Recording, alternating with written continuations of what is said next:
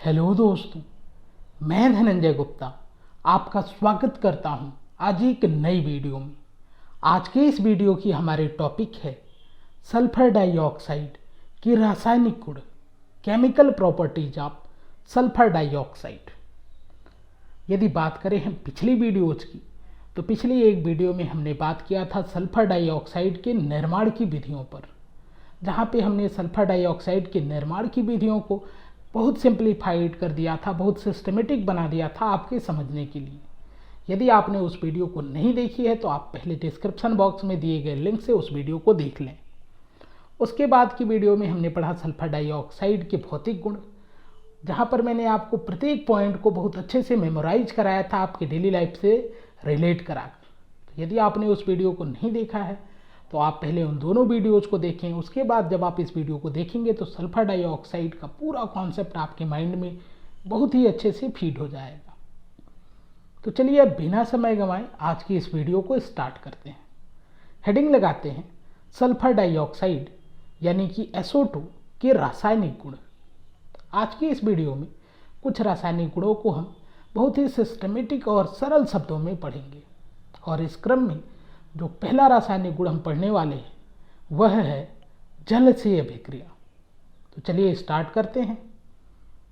Sulphur dioxide को जल में प्रवाहित करने पर यह जल से अभिक्रिया करके सल्फ्यूरस अम्ल बनाती है। तो चलिए अभिक्रिया को लिखते हैं।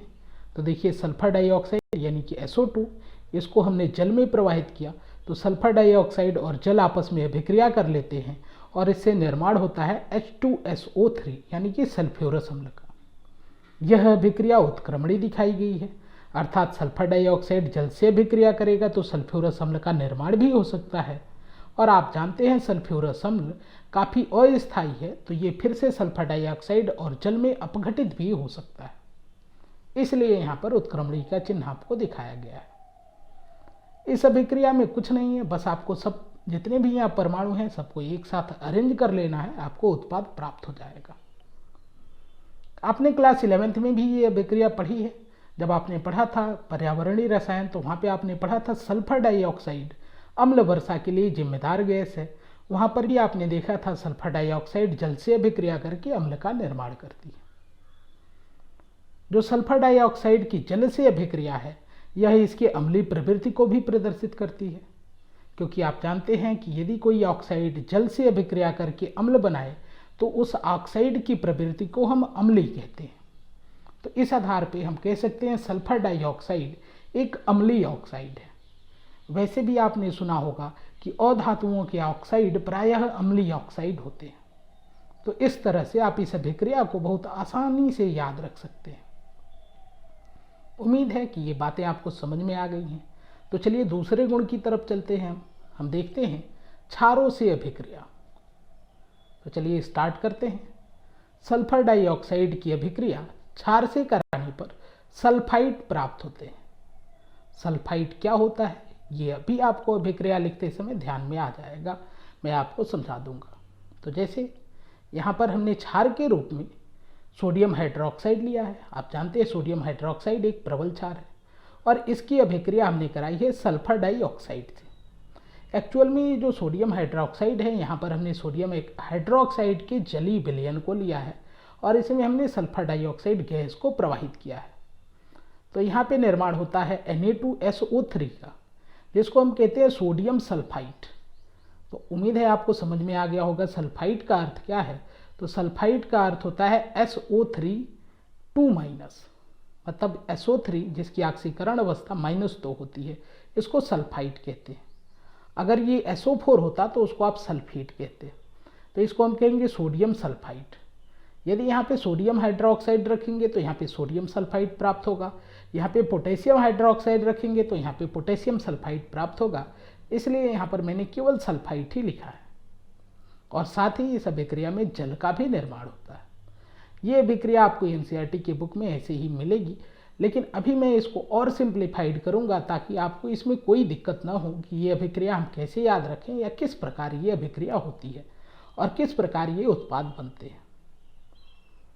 लेकिन उसके पहले हम बात करते हैं कि यदि इस अभिक्रिया में सल्फर डाइऑक्साइड की मात्रा अधिक हो जाए तो सल्फर डाइऑक्साइड पुनः सोडियम सल्फाइड से अभिक्रिया कर लेती है। तो सल्फर डाइऑक्साइड की अधिकता में सल्फाइड पुनः क्रिया करके सोडियम हाइड्रोजन सल्फाइड बनाता है। तो अभिक्रिया लिखते हैं। तो देखिए यहाँ पर जो सोडियम सल्फाइड बना हुआ है, सल्फर डाइऑक्साइड की यदि मात्रा अधिक है तो यह पुनः इससे अभिक्रिया करेगा। और यहाँ पर हमने जल भी लिखा हुआ है, क्योंकि आप जानते हैं ये जो अभिक्रिया है वो विलयन यानी कि जलीय विलयन में हो रही है। तो यहाँ पर जब सोडियम सल्फाइड सल्फर डाइऑक्साइड और जल से अभिक्रिया कर लेता है तो इससे निर्माण होता है सोडियम हाइड्रोजन सल्फाइड का। सोडियम हाइड्रोजन सल्फाइड का एक दूसरा नाम आप लिख सकते हैं सोडियम बाईसल्फाइड। तो ये दोनों अभिक्रियाएं आपको एनसीईआरटी के बुक में दी हुई हैं। उम्मीद है कि थोड़ा बहुत आपको आइडिया मिल गया है, लेकिन अब मैं इसको और भी ज़्यादा सिंप्लीफाइड करके आपको समझाने वाला हूँ। तो चलिए पहली अभिक्रिया को समझते हैं, NaOH प्लस SO2 और इससे बना है सोडियम सल्फाइड और जल।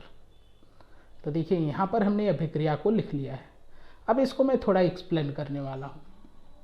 आप जानते हैं यहाँ पे जो सोडियम हाइड्रोक्साइड है वह जलीय विलयन के रूप में लिया गया है। तो सबसे पहले क्या होगा कि जल और सल्फर डाइऑक्साइड आपस में अभिक्रिया करेंगे और जिससे सल्फ्यूरस अम्ल का निर्माण होगा, जो कि अभी आपने कुछ देर पहले समझा। फिर यह जो सल्फ्यूरस अम्ल बना है यह अभिक्रिया करेगा सोडियम हाइड्रोक्साइड से। आप जानते हैं यहाँ पर अम्ल और क्षार की अभिक्रिया से लवण और जल बनता है। तो ये अभिक्रिया आपको आसानी से याद रहेगी। या फिर आप ऐसे सोच सकते हैं कि सोडियम विद्युत रासायनिक श्रेणी में हाइड्रोजन के ऊपर है, तो सोडियम ने हाइड्रोजन को विस्थापित किया तो इससे बन गया सोडियम सल्फाइड। क्योंकि सोडियम यहाँ पर आ गया, यहाँ से अलग हुआ हाइड्रोजन, यहाँ से बचा हुआ है OH और ये दोनों आपस में जुड़ के जल का निर्माण करते हैं। तो इस तरह से ये अभिक्रिया 2 चरणों में पूर्ण होती है। तो यदि इन दोनों को हम जोड़ दें तो ओवरऑल रिएक्शन हमको ये वाली प्राप्त होगी। तो चलिए जोड़ के देखते हैं। तो देखिए यहाँ पे हाइड्रोजन सल्फाइड उत्पाद की तरफ है, यहाँ अभिक्रियक की तरफ है। तो जब जोड़ेंगे तो ये दोनों आपस में कैंसिल हो जाएंगे। यहाँ जल का एक अणु अभिक्रियक की तरफ है, जल के 2 अणु उत्पाद की तरफ हैं, तो जल का एक अणु यहाँ से कैंसिल हो जाएगा। तो इस तरह से जो ओवरऑल रिएक्शन हमको मिलेगी उसमें बचेगा 2 सोडियम हाइड्रोक्साइड यानी कि 2 NaOH, यहाँ से बच गया SO2 और यहाँ से हमको प्राप्त होता है Na2SO3 और फिर यहाँ से एक अणु जल का बचता है। और यही अभिक्रिया है जो यहाँ पे लिखी गई है, आप इसको मैच करा सकते हैं। तो इस तरह से यदि आप देखें तो इस अभिक्रिया में आपको कोई कन्फ्यूजन नहीं होगा, जब चाहेंगे तब आप इसको लिख सकते हैं। उम्मीद है कि बातें आपको समझ में आ गई हैं। तो चलिए दूसरी वाली अभिक्रिया को सिंप्लीफाइड करते हैं, जिसमें हमने बात किया था कि सोडियम सल्फाइड सल्फर डाइऑक्साइड की अधिक मात्रा होने पर पुनः अभिक्रिया करके सोडियम हाइड्रोजन सल्फाइड का निर्माण करेगा। देखते हैं ये अभिक्रिया कैसे होती है। तो वही बात है कि सल्फर डाइऑक्साइड पहले जल से अभिक्रिया किया तो यहाँ पे बन गया H2SO3, जिसको आप कहते हैं सल्फ्यूरस अम्ल। अब सल्फ्यूरस अम्ल पुनः सोडियम सल्फाइड से अभिक्रिया करता है। तो अभिक्रिया कैसे होती है, यहाँ पे सोडियम ने एक हाइड्रोजन को विस्थापित किया है, तो सोडियम हाइड्रोजन को विस्थापित कर दिया, एक हाइड्रोजन अभी यहाँ पे बचा हुआ है, तो इससे बना NaHSO3। क्लियर बात है। यहाँ से एक हाइड्रोजन अलग हुआ और यहाँ पे बच गया एक सोडियम और उसके साथ SO3। यह वाला हाइड्रोजन जाके यहाँ पे जुड़ जाएगा, जिससे फिर यहाँ से बन जाएगा NaHSO3। इस प्रकार से NaHSO3 के 2 अणु का निर्माण होगा। अब इन दोनों स्टेप को हम जोड़ के ओवरऑल रिएक्शन पे पहुंच सकते हैं। तो जब जोड़ेंगे तो ये सल्फ्यूरस अम्ल जो अभिक्रियक की तरफ है, यहाँ पे उत्पाद की तरफ है, ये दोनों कैंसिल हो जाएंगे और जो ओवरऑल रिएक्शन हमको मिलेगी उसमें बचेगा sodium sulphide plus sulphur dioxide plus ये जल, और इससे निर्माण होगा 2 अणु सोडियम हाइड्रोजन सल्फाइड के, या आप कह सकते हैं 2 मोल NaHSO3 के। और ये अभिक्रिया आपको यहाँ पे दी गई है जो हमारे एनसीईआरटी बुक की अभिक्रिया है। उम्मीद है ये अभिक्रिया भी अब आपको हमेशा के लिए याद हो गई होगी। तो चलिए अब बात करते हैं सल्फर डाइऑक्साइड के अगले गुण की। तो अगले गुण में हम पढ़ेंगे योगात्मक अभिक्रियाएं। तो चलिए स्टार्ट करते हैं। इसमें 2 अभिक्रियाएं हम लोग पढ़ेंगे। Point A, sulphur dioxide charcoal उत्प्रेरक की उपस्थिति में क्लोरीन से संयोग करके सल्फ्यूरिक क्लोराइड यानी कि SO2Cl2 बनाती है। तो संयोग अभिक्रिया या योगात्मक अभिक्रिया में जो अणु होते हैं बस वो आपस में जुड़ जाते हैं।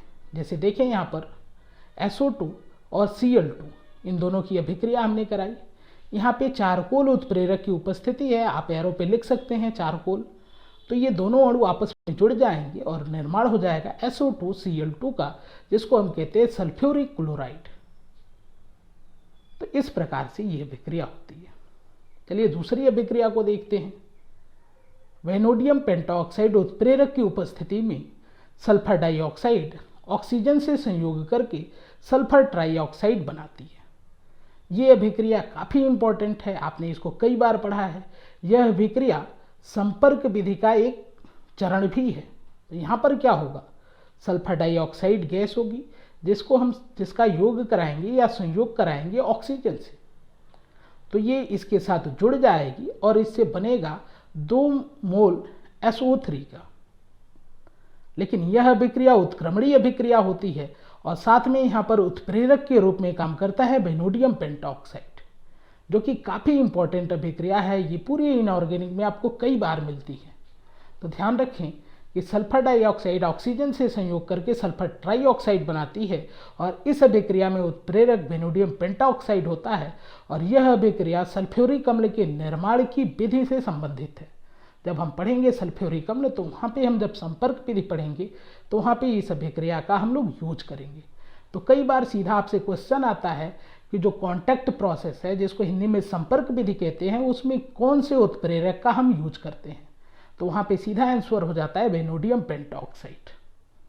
तो उम्मीद है कि ये अभिक्रिया आपको याद रहेगी। आज के इस वीडियो में बस इतनी ही अभिक्रियाओं को हम ले रहे हैं। बाकी आगे अभी सल्फर डाइऑक्साइड की कुछ प्रमुख अभिक्रियाएं बची हैं, जिसमें हम लोग पढ़ेंगे सल्फर डाइऑक्साइड के अपचायक प्रवृत्ति को और साथ ही सल्फर डाइऑक्साइड के ऑक्सीकारक प्रवृत्ति को। तो अलग से उसकी एक वीडियो में बनाऊंगा ताकि उसको आपको अच्छे से और अच्छा समय लेके स्टेप बाय स्टेप समझा पाऊँ। आज की वीडियो ज़्यादा लंबी ना हो इसलिए आज यहीं रहने देते हैं। वीडियो यदि आपको पसंद आए तो वीडियो को लाइक ज़रूर करें, अपने दोस्तों के साथ शेयर करें, हमारे इस चैनल को सब्सक्राइब करके बेल आइकन को प्रेस कर लें।